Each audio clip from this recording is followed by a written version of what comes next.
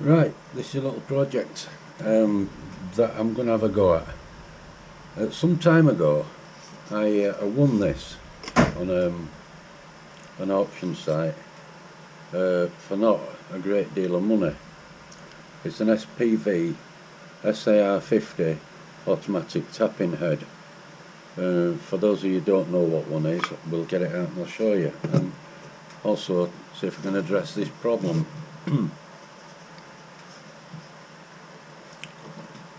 So that is the head, that's a MT2 taper, little miniature Jacobs chuck, and this is your tapping unit. You put your tap in there, you put that in your drill or your mill, and you set it going and you come down to your work. When your tap touches the hole, it begins to tap. When you get as deep as you want to, you pull your handle back up, your quill handle, this comes up, this pulls apart like that, and this automatically then goes into reverse. So even though the drive is still going forward, the chuck goes in reverse and the tap comes back out again. So basically it's drill a hole, tap out, job done. If you've got 50 to do, it's literally up and down. Slight problem I've got is it came with 2 spanners which are to hold the chuck. It comes with the holding device which you have to screw into the side like so, and you just rest that against anything you can on your drill or your mill, and it just stops this head spinning. That's all it's for, it's just to steady. There's no great pull on that, so that's another part which is no problem with. The problem I've got is the tap goes up the shank, it nips in here with an Allen screw and a flat plate on the other side, and it just squeezes the square on your tap. But to keep it snug and stop the tap rattling about, I'll get one out and we'll see. If you put, that's a 5, M5, M4 and M5. You put your tap in, but it can rattle about. So to stop that, in here, there's it should be like some metal sleeves that go all the way around, encased and bonded in rubber in a tapered cone, and that's sort of size that they are. It didn't come with any, whether they'd perished or gone missing somewhere, I don't know. So I made these out of Delrin to go in. So you've now got that, and your tap can go in into your square. The bigger the tap, the more you turn the head. This is on like a ratchet mechanism. If you hear it clicking, so if we go back, try it off, it almost slips all the time. There you go, it's slipping like mad. And the more you tighten that, there's loads of springs in there. The more you tighten it, the tighter that gets. There you go now. So tighten right up would obviously do the biggest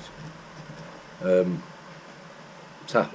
It goes up to M8, I believe, out when I go into reverse and come out of the tapped hole.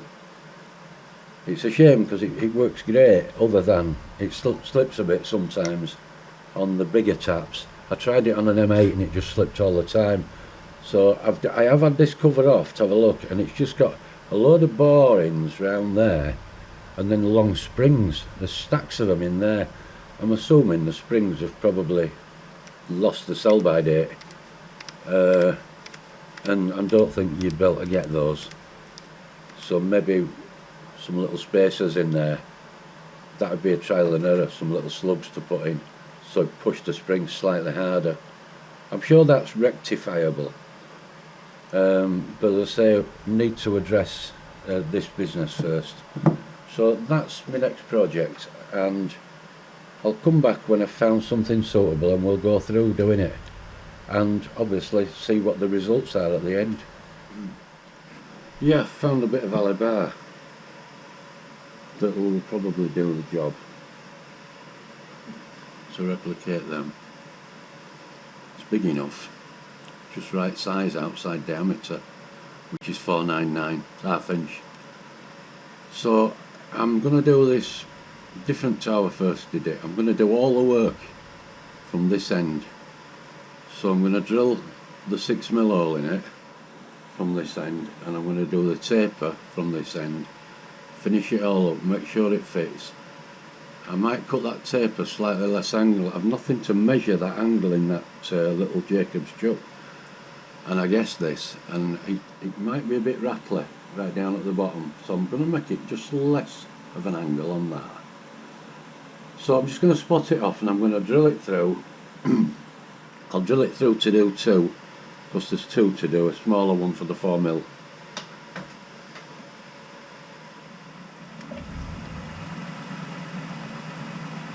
Twelve and a half, so 24, 25, plus parting off, 30. I'll go in 35mm.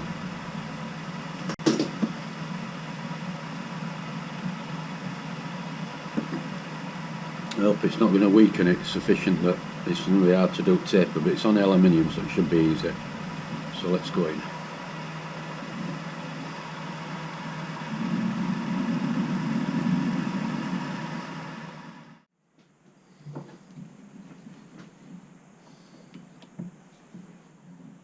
Oh yeah, that's better.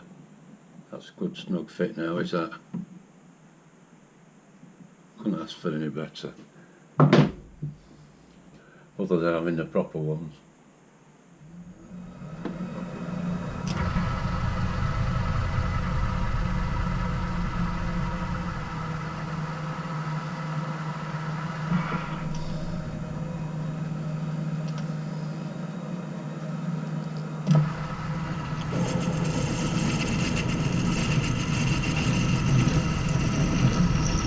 Right, front bearing needs some oil in it.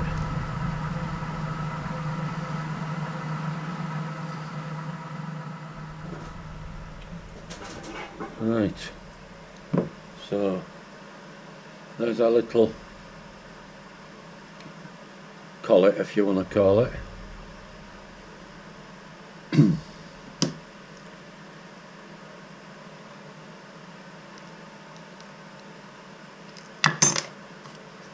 Try again.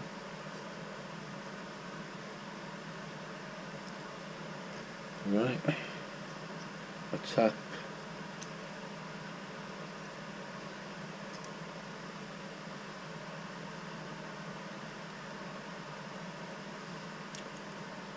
So the square of the tap is gripped in there, and this part is just to snug it up.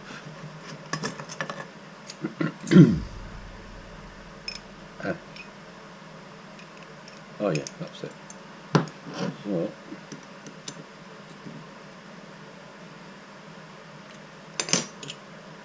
in theory that should grip a lot better than the other one did.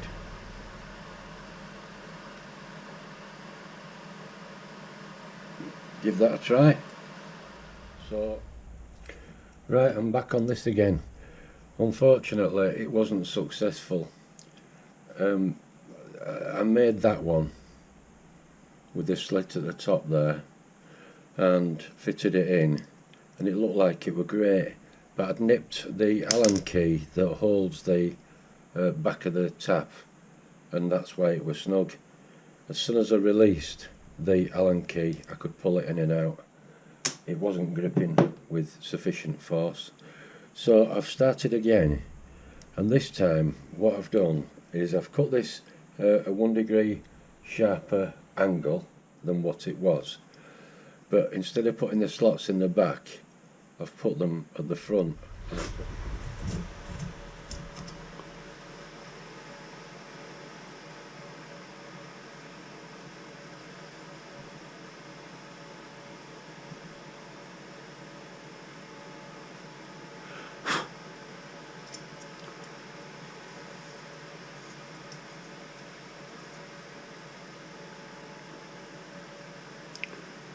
Just eyeballing this.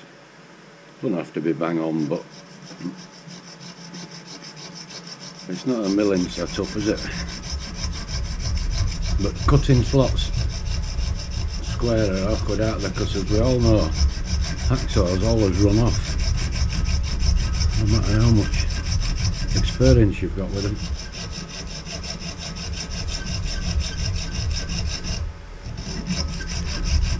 Spent half my life cutting conduit. Only just before I retired I could cut it square. No, it's not true.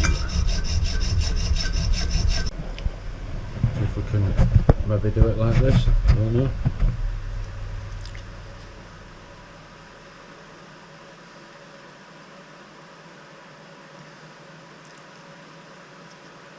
And that fits.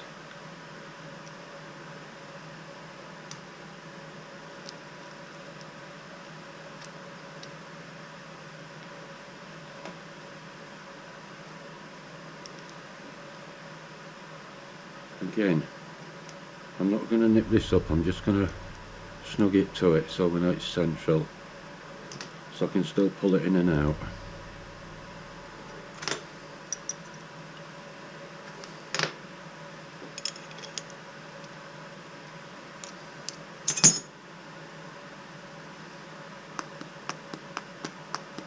Perfect.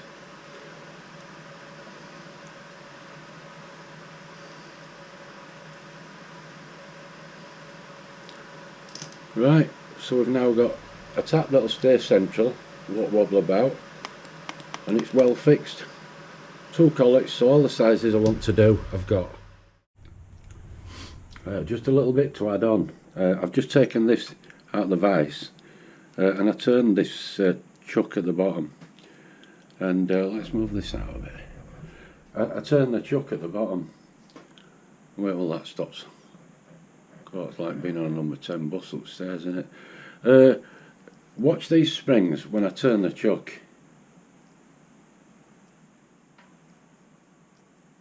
I don't know if you can see that. They all bounce up and down. So the ball bearings, that is the clutch. And they're being pushed up and down.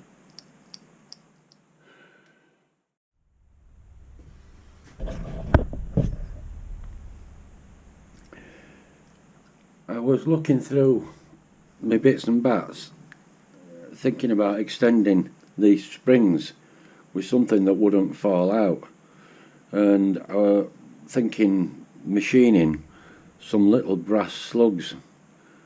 Bit of a watchmaker's job, innit? And I just went through my box of screws. I just bought some screws recently, and there were one packet, and there were M2, M3 and M4, and they're M2 Allen screws, stainless, and the fit in there, I won't say perfectly, I can't get M3 in. M2 fits reasonably. Whether it'll cause a problem or not I don't know, but I've put one in each of them, so there's 12 little Allen screws now sat in the springs that can't particularly fall out. I'm going to give it a go and see if I get any success with it.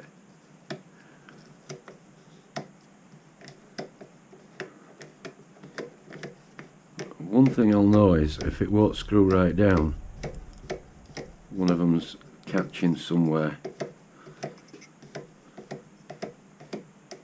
That's a lot tighter than it was, and that's still slipping.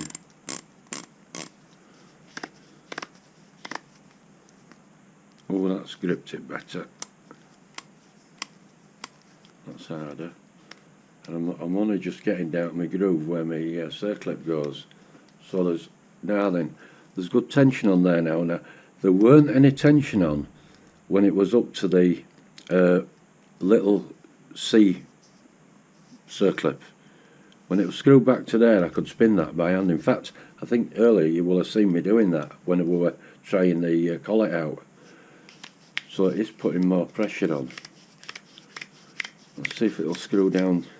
I put a mark on here with some ink marker, but it's so hard is this body. I scribed it with a scriber and it's rubbed off. Right, that's right down, and that screwed threads come right out, so that'll be solid now, will that? I am hopeful for this. So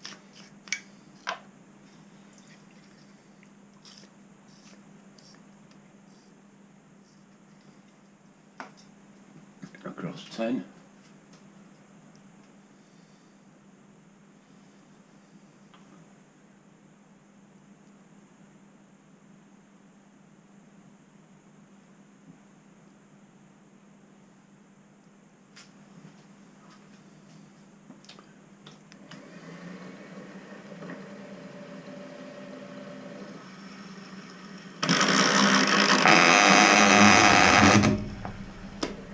Nah.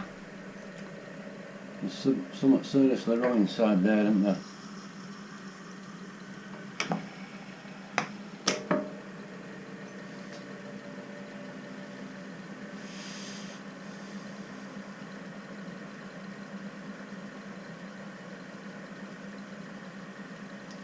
Wonder why they sold it.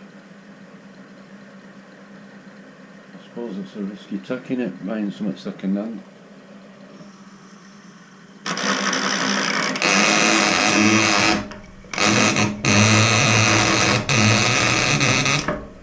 Yeah. So what I did was I put into the top of each one of those, so that actually packed it up a little bit and made it stronger. Screwed right down, it's got that much more pressure, and amazingly it made it a lot better. However, it hasn't cured it, it's still slipping. So next thing was I run an M2 nut down, but unfortunately the hexagon of the nut is bigger than the hole in there, so when I press it down it catches and won't go right down, it hits the nut. So what's my alternative? I either try and get the longest of these screws, which is that one, and screw a series of nuts on, nip them up and try and hold them in the lathe and really carefully run. I mean, I could probably put a centre into the head of one of these screws to sort of support it, and then turn the hexagon off with a sharp cutting tool, and then I'll have some little nuts that'll screw on, because it makes the, by doing that, it makes it that much longer from, let me see if I can focus on that by tapping, I don't know if it works, but yeah, so it'd make it that much longer. So my plan is to maybe have a go at that, see if I can, I need 12, so run 12 nuts down and turn them tubular and screw them off and carefully deburr them. Right. Take 2.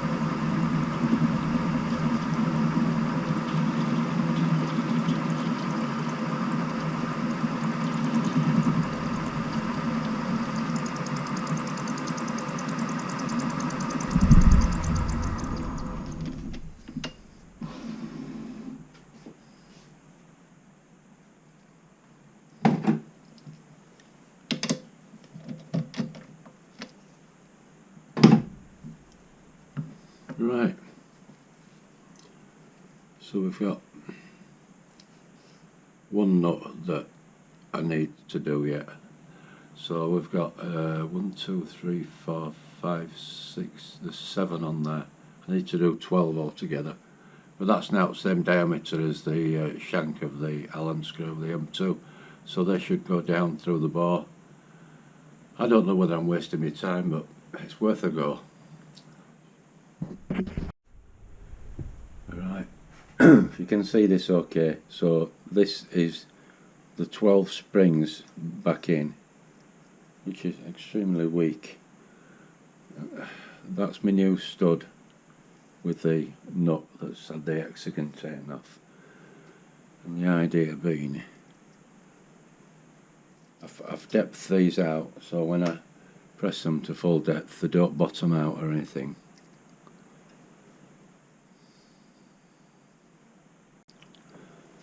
These are the sort of things, if you drop them, they'll disappear under the bench and you'll never see them again. I do hope it works, or at some point I can get it to work, because it's an handy little tool to have if you've got a lot of holes to do. Right, so these 2 pins here go into 2 pins in here, which make this thing ratchet. So there it goes.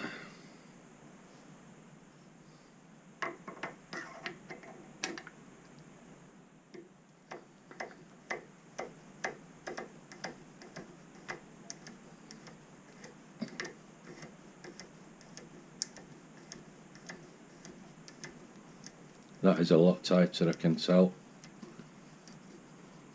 Yep, that's right on. That's as far on as it'll go. But at that there, it was still slipping.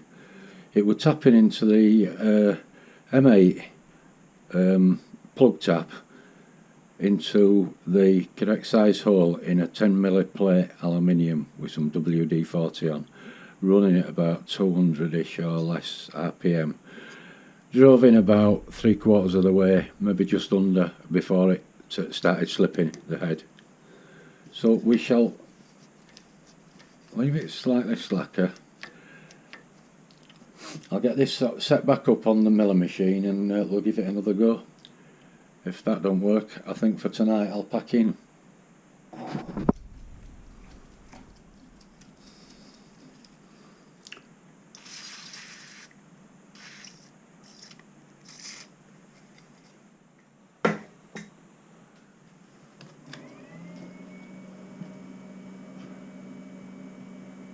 According to that's 145 RPM.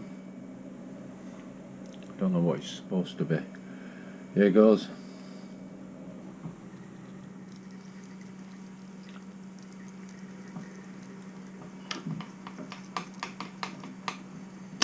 You saw it here first. Success. That did work. I don't know whether I'm running too slow. It did seem to go through quite slow. I suppose if you go too slow you're going to cause drag, aren't you? So we'll move on to the other hole.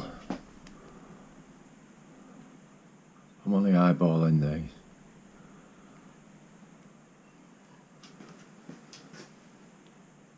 That's okay. Right, next one, have a go. I'll take it up a fraction. That says 145.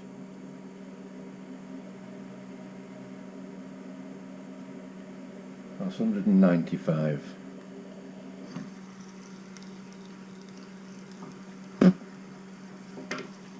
Wow.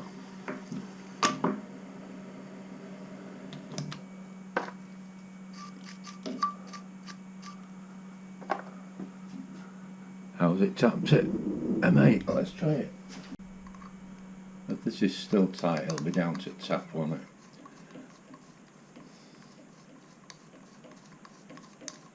There you go.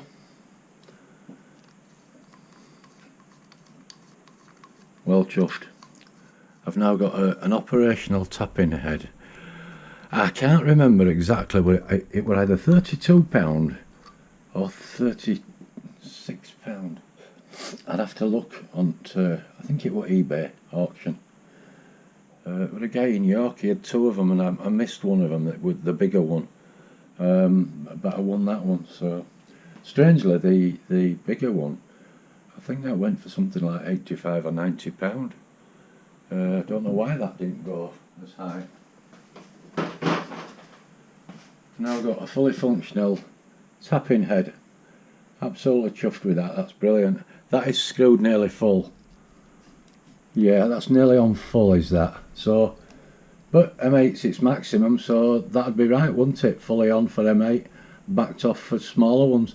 Because we've got M4, M5, M6, M8, and I struggled with all of them at the beginning. But all I've done is strengthen them springs up because I assumed that they were old. And that could have been screwed right up, and that could have been parked like that for 20 years. It's a very old head, an SPV. SAR 50 or something it is. Probably next project I want to have a look at is this vise. Now I've done, I can open it.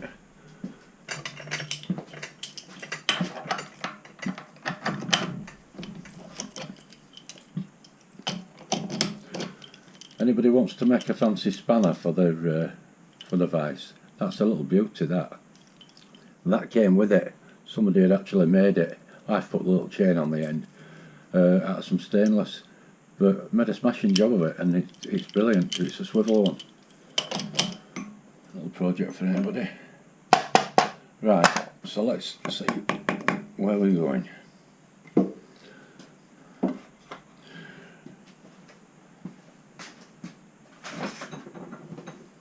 What I don't like about this vise, and there isn't much I don't like about it because it's quite a good vise, it's 4 1/4. I suppose it might be metric. No, it's not metric, that's 107 millimeters wide. The width is not a problem. The gripe I do have with it is this jaw. That's at 70 mil, which is what, 2 3/4 inches. I open it up fully, and that's it. That's your lot. That's as far as it opens. 2 3/4 inches, which is 70 mil. But it isn't opening wide enough. I say I did have, as I mentioned before, I've had this in bits, and I sort of rebuilt it. I didn't do anything other than clean it and paint it, and it's a mess again now. I can't remember exactly what it looked like inside, but I'm just wondering if there's anything I can do to give myself some more jaw opening. It'd be lovely if it opened to 4 inch. But that many times I've tried to put a piece of work in. I mean, I've got one waiting now, for instance, and this particular one, I'd milled these down, and it's not enough for this bit, this tool holder. It needs to go, it won't go down far enough on the tool post, so I need to take about another 2 millimeter off that, and the only way I can hold it is that way, because I'm sure it didn't go in that way. Yeah, look, I can't even get a blooming tool holder in there, and if I could just get it to open up a little bit more, it would be so much nicer. I'm saying a little bit more. I could do it at least 3. What have I got there? Now see, that's under 3 inch. There will be metric, 75 mil. But yeah, if I could make that open more, I mean, an alternative would have been to make some more jaws for it. And that jaw is well counterbored in there. There'd be nothing to stop me making a slimmer jaw out of some sort of suitable steel. A pair of slimmer jaws maybe. They just screw on. Don't know. I've looked at a bigger one, but some of the bigger ones are just way too big for mill. This sits just nicely on this mill, and I just didn't think I wanted it to be any bigger. I just want the jaws to open further. So that might be next job, was to strip that down. Anyway, thanks for watching. We've now got a tapping head that works. Success at last. That was just a bit of scrap I was trying. Thanks for watching. Stevie GTR, Anything Garage.